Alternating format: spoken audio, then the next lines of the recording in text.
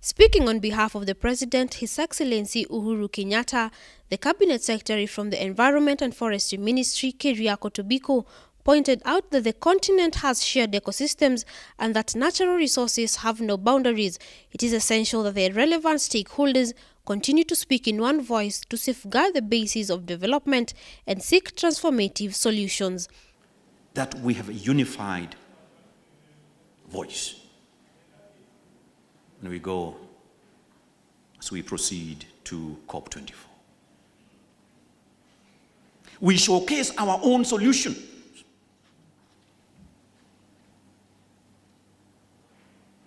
That have been developed, customized to fit our own African situation.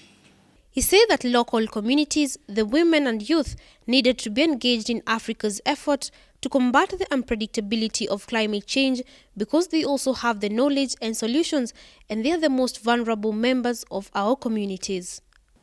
But even as we talk about local communities,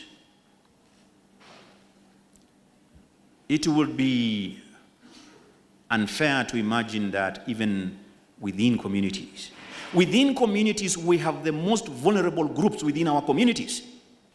Climate change affects all of us, but it affects doubly,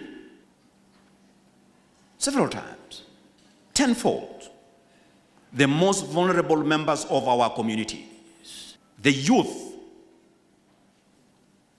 who have had to suffer because of actions of their fathers, mothers, grandmothers, so on, so their parents. And they would have to live with the consequences long after their parents are gone. In attendance was the Honorable Mohammed Almi, the Chief Administrative Secretary, the Ministry of Environment and Forestry, who acknowledged that climate change was a reality and stated that we cannot afford to push aside the issue of climate change and asked people to join hands in an effort to curb it. Climate change is a reality. It's no longer fake news. Somalis say, and I will now remove my hat, baldness and droughts creep on you. So those who have my hairstyle will know they don't see the hair falling. They slowly just see it empty. Droughts, the same thing happens. Climate change is doing the same to us. But we are lucky, the scientists have given us the facts. This particular one of climate change, we cannot afford to push it. If there is one thing we should become a global citizen on, it's climate change, because it's going to finish us. And particularly Africa. I listen to the scientists. They say Africa, because we're in the tropics, because of our low adaptive capacity, will be the most hit. And therefore, what is the message? We must pull up our socks. We must come together, break all barriers, government, organizations. Let's go back to our roots. Let's go back to our traditions. Let's work with our scientists.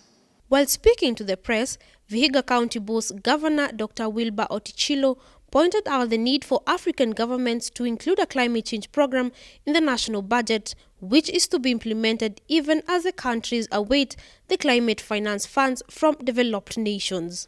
We should be able to put climate change as one of the programs within our budget programs through our policy and legal frameworks, which are in terms of Kenya, we already have them.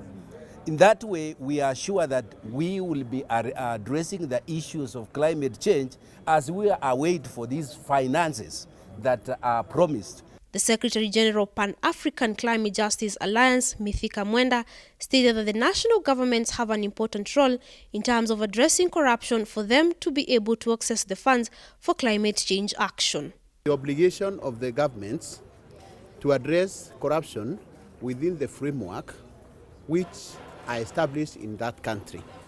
So, but we acknowledge the impact of corruption in the access of funds by the relevant communities, because the money, for instance, for adaptation is supposed to go to the people who are affected by climate change. So it's a concern even at global level, and what we want to see is how do we apply the framework which exists, because in every country there are mechanisms in addressing climate finance and how it should be utilized and it goes to the right place. With climate change being a reality, it is upon the local communities, county and national governments and other relevant stakeholders to consolidate efforts in the march towards halting and hopefully reversing the adverse effects of climate change on the African continent.